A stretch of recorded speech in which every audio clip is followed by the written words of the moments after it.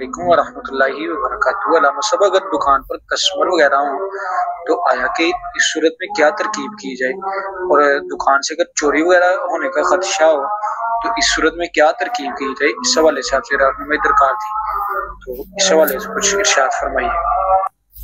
جی وعلیکم السلام ورحمۃ اللہ وبرکاتہ۔ آپ نے سوال کیا کہ نماز کا وقت ہو گیا لیکن دکان کے اوپر کوئی بھی نہیں ہے، دکان چھوڑ کر جائیں تو چوری ہونے کا خطرہ ہے، یا کسٹمر اتنے بیٹھے ہوئے ہیں کہ وقت نہیں مل رہا نماز پڑھنے کا۔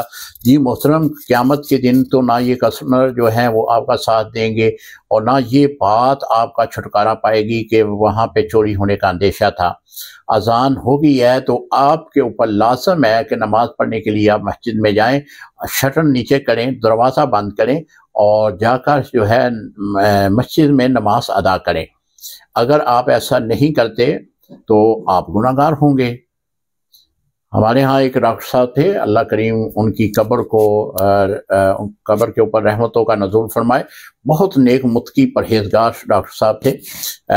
وہ مریض کو انجیکشن بھی لگا رہے ہوتے نا، تو جب اذان شروع ہوتی تو انجیکشن کو وہی روک دیتے، اپنے نائب کو یہ کہتے کہ باقی کا انجیکشن تو نے لگانا ہے، اذان ہو گئی ہے، میں اب جا رہا ہوں، تو وہ فوری طور پر وہاں سے مسجد کا رخ کر لیتے۔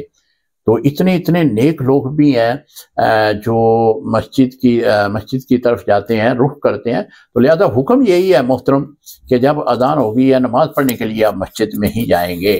السلام علیکم ورحمۃ اللہ وبرکاتہ۔